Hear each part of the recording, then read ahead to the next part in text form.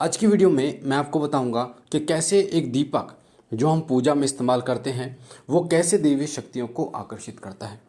ये वीडियो पूरा सुनना है आपको, क्योंकि तभी आपको समझ में आएगा। जब जैसे पितृपक्ष भी आ रहे हैं, नवरात्र भी आ रहे हैं, साथ में आपकी जो रोजाना की पूजा चलती है, जो साधना चलती है, उसमें आप दीपक जलाते ही हैं। और दीपक का जो महत्व होता है वो बहुत ज़्यादा होता है। आपको बता दूं कि दीपक जो होता है वो कई तरीके का होता है। मिट्टी का दीपक होता है, स्टील का दीपक होता है, तांबे पीतल का दीपक होता है, मिट्टी का दीपक होता है। तो अलग अलग तरीके के दीपक होते हैं। और ये जो दीपक होते हैं, अलग अलग तरीके के जो दीपक होते हैं, ये अलग अलग सिद्धियों को और अलग अलग शक्तियों को अपनी तरफ आकर्षित करते हैं। साथ ही जो दीपक में बाती होती है उसका भी एक अलग ही महत्व होता है। इस वीडियो में आप समझेंगे कि उस बाती का क्या महत्व होता है। साथ ही दीपक को जो आसन दिया जाता है ना, चावल का आसन, कपड़े का आसन और 5 गेहूं का आसन दिया जाता है। अनाज का 5 अनाज जिसे कहते हैं, जैसे दाल हो गई, चने हो गए, ठीक है, अनाज हो गया, ये जो हम गेहूं हो गया, इस तरीके के 5 अनाज का आसन दिया जाता है। उसका क्या महत्व होता है, तो सारी जानकारी बताने जा रहा हूँ। और साथ ही अखंड दीपक के बारे में भी मैं आपको बताऊँगा। वीडियो पूरा सुनना ताकि बारीकी से आपको समझ में आए। तो सबसे पहले हम बात कर लेते हैं अखंड दीपक की, जो महत्वपूर्ण टॉपिक है आज की वीडियो का, कि जो अखंड दीपक होता है वो दीपक क्यों जरूरी है, उस दीपक से क्या होता है। अखंड दीपक एक ऐसा दीपक होता है, जब आप अखंड दीपक जलाते हैं तो वहाँ पर दैवीय शक्तियाँ आती हैं और वहाँ पर स्थायी रूप से विराजमान हो जाती हैं। स्थायी का मतलब वहाँ पर आकर बैठ जाती हैं वो शक्तियाँ, फिर जाती नहीं है वहाँ से।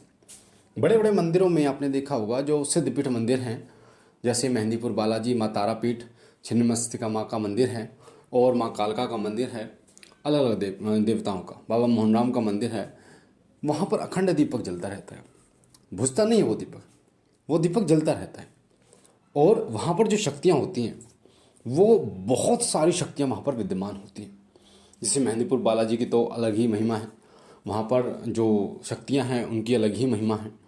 तो अखंड दीपक क्या करता है, अखंड दीपक जब आप जलाते हैं, जिसे हम दीपदान भी कहते हैं, अखंड दीपदान भी कहते हैं, वो उन देवताओं को आकर्षित करता है। साथ ही उनकी जो दिव्यता होती है, उनका जो दिव्य प्रकाश होता है, वो आपके घर में, उस मंदिर में फैलता है।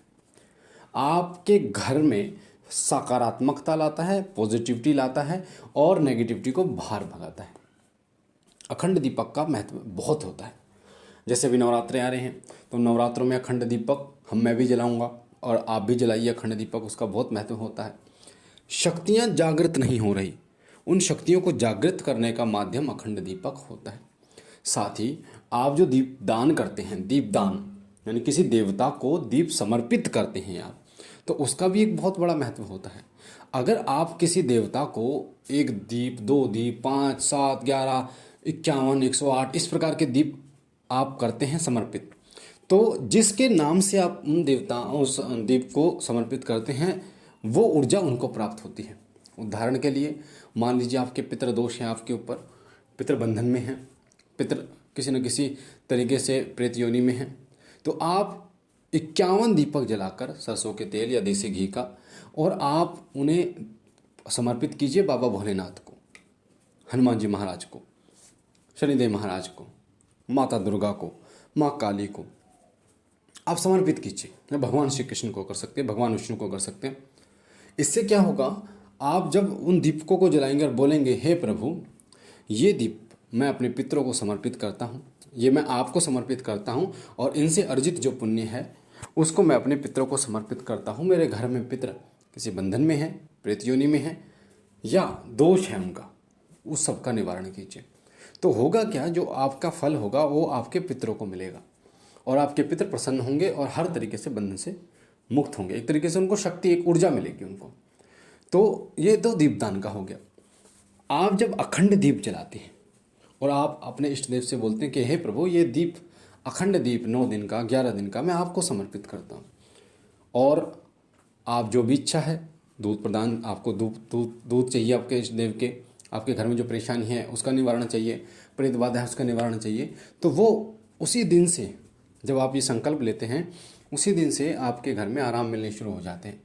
शरीर से संबंधित, परिवार से संबंधित और जो आपके व्यवहार से संबंधित, पैसे से संबंधित, बीमारियों से संबंधित आपको आराम मिलने शुरू हो जाते हैं। तो अखंड दीप का बहुत महत्व होता है। खास तौर पर अगर आपको शक्ति चाहिए, देवता को बुलाना है, आमंत्रित करना है, आवाहन करना है, तो अखंड दीपक जलाइए। अब दीपक जो जलाया जाता है, मैंने आपको बता दिया कई तरीके का जलाया जाता है, मिट्टी का, पीतल का, स्टील का, तांबे का। तो पीतल का जो दीपक है आजकल ट्रेंड में है, लोग पीतल का दीपक जलाते हैं, ये भी सही है। अष्टधातु का दीपक जलाते हैं, वो भी सही है। पर सबसे अच्छा मिट्टी का दीपक माना गया, मिट्टी का दीपक आप जला सकते हैं। बाकी आप पीतल का भी जलाएं, इसमें कोई दिक्कत वाली बात नहीं है। दीपक जब भी जलाया जाता है तो उसमें तेल, घी, सरसों का तेल, तिल का तेल अलग अलग डाला जाता है। सरसों का तेल जो होता है वो स्पेशली माँ काली के लिए या भैरव बाबा के लिए जलाया जाता है, जो सरसों के तेल का दीपक जो होता है। देसी घी का दीपक आप किसी भी देवता के लिए जला सकते हैं अगर आपका सामर्थ्य है। पर शुद्धता का विशेष रूप से ध्यान रखना पड़ता है, तो आज के समय में देसी घी मिलना बड़ा मुश्किल है। पर अगर आप तिल के तेल का दीपक जलाते हैं तो कोई दिक्कत वाली बात नहीं। जैसे मैं जो जलाता हूँ, एक बच्चे ने प्रश्न में किया था कि गुरुजी आप अपने घर में 2 जोत जलाते हैं, तो 2 क्यों जलाते हैं और किस किस की जलाते हैं, और आपके घर में ये जो दीपक है किसका जलाते हैं, घी का या तेल का? तो मैं घर में 2 दीपक जलाता हूँ, एक माँ काली के नाम का और एक बाबा भोलेनाथ के नाम का। 2 दीपक जलते हैं। एक माँ काली का सरसों के तेल का दीपक जलाता हूँ और तिल के तेल का दीपक जलाता हूँ बाबा भोलेनाथ के लिए।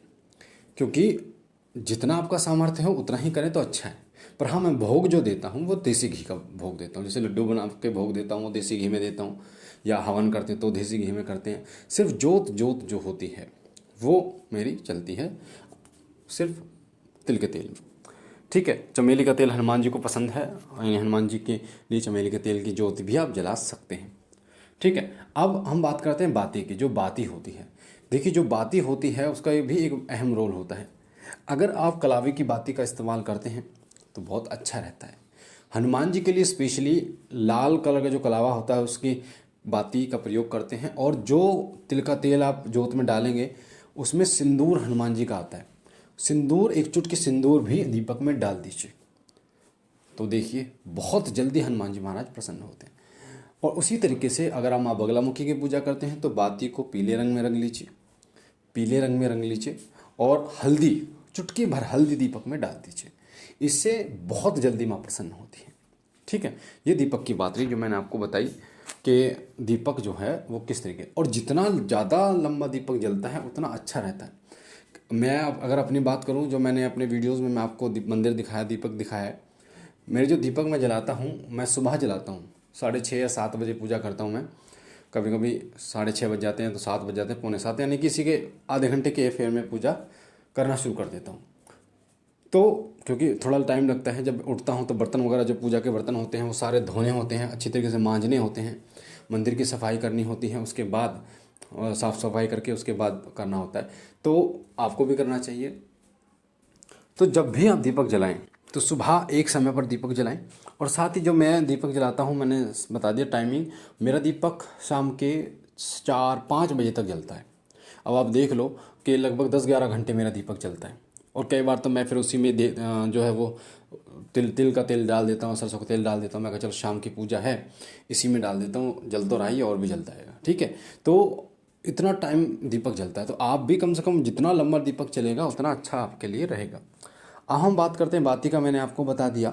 अब हम बात करते हैं कि दीपक जो जलता है, सबसे पहले पूजा में दीपक ही जलाया जाता है। एक बच्चे का प्रश्न आया था कि गुरुजी आरती कब करें, भोग कब लगाएं? सबसे पहले मंदिर की साफ़ सफाई करके सबसे पहला काम दीपक जलाना। दीपक जलाने के बाद धूप बत्ती जलाना। ठीक है। धूप बत्ती जलाने के बाद आपके पास जो माला है, माला पहना सकते हैं, फूल वगैरह। उसके बाद आपको भोग लगाना। भोग लगाने के बाद चालीसा मंत्र जो कुछ करना है वो करिए, प्रार्थना करिए। उसके बाद आरती करना, उसके बाद क्षमा याचना करना। ये तरीका पूजा का होता है। पूजा में आसन का एक विशेष महत्व होता है। जो आसन आप लाल कलर का आसन पे आप बैठते हैं तो बहुत अच्छी बात है। उसी तरीके से एक दीपक को आसन देना होता है। दीपक को जो आसन दिया जाता है वो स्पेशली जो दिया जाता है वो इष्ट देव के हिसाब से दिया जाता है, रंग के हिसाब से। जैसे हनुमान जी के लिए लाल कलर का जो सिंदूरी, चावलों को सिंदूरी रंग में रख के और चावलों का अष्टदल कमल बना के उसके ऊपर दिया जाता है। ऐसे ही किसी अन्य अलग अलग साधनाओं के लिए साधना जो दीपक को आसन दिया जाता है, जैसे मिट्टी का भी आसन दिया जाता है। ठीक है। और 5 अनाज जो होते हैं मैंने बता दिया, चना हो गए, गेहूँ हो गए, दाल हो गए, इनका भी आसन दिया जाता है। सबका अलग अलग महत्व होता है। वो लंबी बहुत वीडियो हो जाएगी, क्योंकि पहले से ही 10 मिनट हो चुके हैं। तो किसी और वीडियो में मैं आपको बताऊंगा, इस वीडियो में कमेंट करेंगे तो और ज़्यादा इसकी जानकारी मैं आपको दूंगा, ताकि आप समझ पाएँ कि दीपक का कितना महत्व होता है। बाकी बाबा भोलेनाथ कृपा करें। हम मिलते हैं एक नई जानकारी के साथ, तब तक के लिए ओम नमः शिवाय, ओम नमः शिवाय, ओम नमः शिवाय।